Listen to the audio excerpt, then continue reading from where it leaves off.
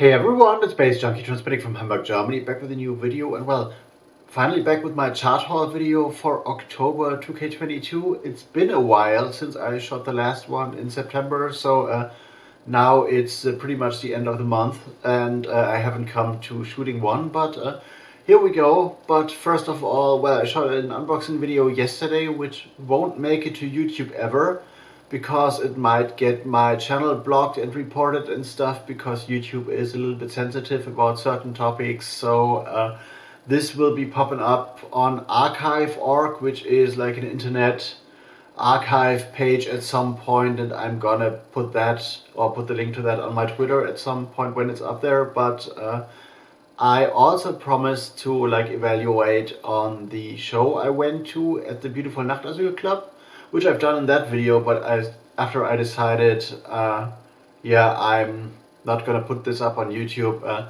So a short recap of the concert I went to. So I went to see Painting, which is a band releasing on the Endtime label, run by Martin Steher of Frittenbude fame, or former Frittenbude fame.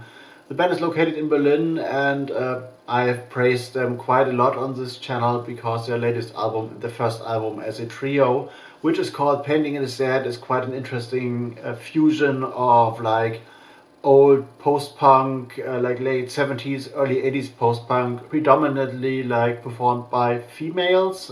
Think like Bitch Band Number One or the Slits and stuff, and pairing that with a kind of hyperchromatic vaporwave atmosphere kind of, and a very crowdsy meandering drum parts and stuff. So yeah, it was nice to see the band playing live. I really loved the album, I really loved the show, and after that I hung out with the band like for a bit, and we talked and had a good chat and stuff. So I came in as a fan kind of, and well, came back with a few new connections and stuff. So this was nice. I mentioned that in the video that won't pop up on this channel, but I thought I could like repeat that and like give a little like perspective on how the concert went and stuff. So for now, let's dive into the records I really liked this throughout the past 4 weeks or so, and I bought. And the first one is an interesting one, which I love musically, but I totally despise the cover and think that the cover idea is like a very bad idea. So this is BAM, mass production stub by Axel Bohmann, released on the Studio Bahnhof's label. And this is the reason why I really hate the cover, because this die cut B is like prone to tearing and wearing and ripping apart and stuff. So yeah, this is a bullshit idea. So if you don't have a protective like sleeve around it, this will like break easily. Released on the Studio Bahnhof's label, and what this is a 7-inch that comes in 2 different colors. I chose the white one. There's also a yellow variation of that.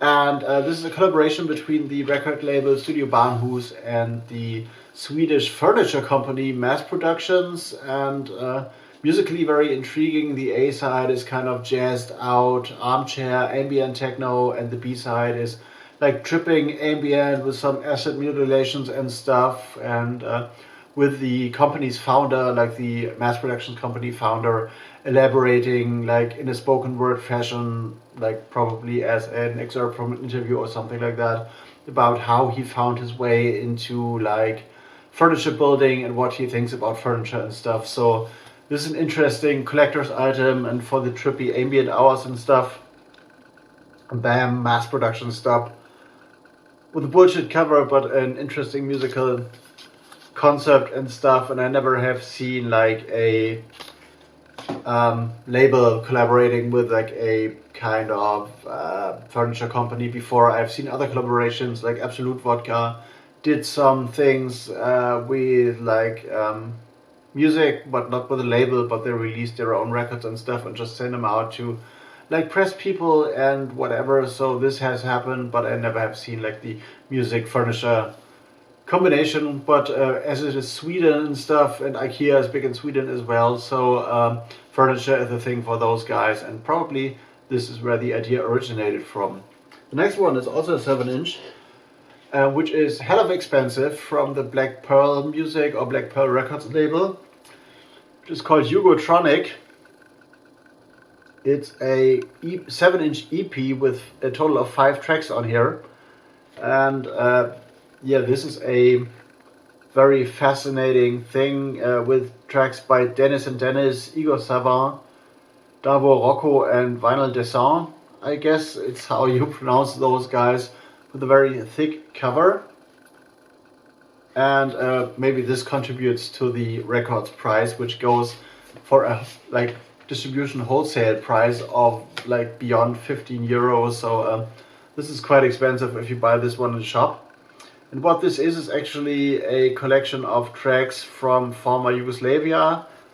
A lot of people, these are like old tracks as well as new tracks produced by people who have been involved in the Yugoslavian electronic scene and kind of Italo disco, minimal wave, electro funk scene, like from the very beginning, like, and those tracks are like very 80s sounding, of course, minimal wave sounding and synth pop sounding and electro funk and all that kind of stuff from the former Yugoslavia area, which I find really intriguing. I really like this. Haven't played this in the club, but yeah, I really like enjoy this and can only highly recommend this, despite it being very expensive. And yeah, with this cover, you cannot put this in a protective sleeve because it's too thick and it's like a bit of like over formatted, I guess, a little bit bigger than a usual 7-inch. So this is a downturn, but definitely it's a good compilation. And it's also an interesting thing to have like a 7-inch compilation and not like a 12-inch EP thing. But it's hella expensive if you see it in the shop. But if you go to BANDCAMP, I guess you can get this from the like label sent a little bit cheaper.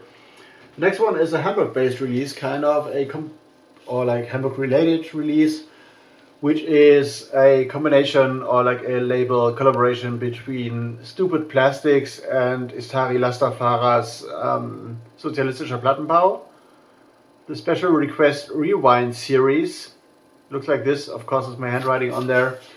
And this is a re-release of Istari Lastafaras Inner City Fear track, which was the main title of an EP 12-inch 6-track or 8-track thing he put out in 2002 or 2003, and it's one of the seminal dark jungle tunes he has put out, and yeah, very catchy as a dark jungle tune and very compelling for drum and bass fans. And it has been remastered for this release, definitely, and there have been like remixes done by the likes of Triple F, We Rob Rave, and Terrorrhythmus, which all add their like little thing to it, but still the in terms of dark jungle and like being a classic, the original version of Inner City Fear is definitely my favorite, and I hope to be able to play that kind of dark jungle thing soon again at some point.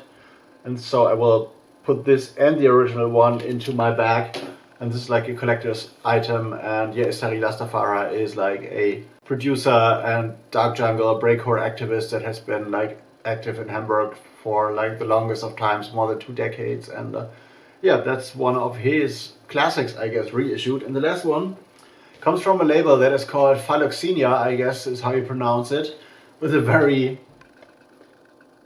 off-putting cover, I guess. And this is Phasomatic's Futuro Primitivo, actually, a 5-track EP thing. Hope you can see this right with the glare. So this is a very surprising thing. I never have heard of the Philoxenia label prior to this one, but the sound is very intriguing because it is a kind of, well, 2022 iteration of what I'd call like the sound of Belgium, even though it's not from Belgium as far as I'm concerned.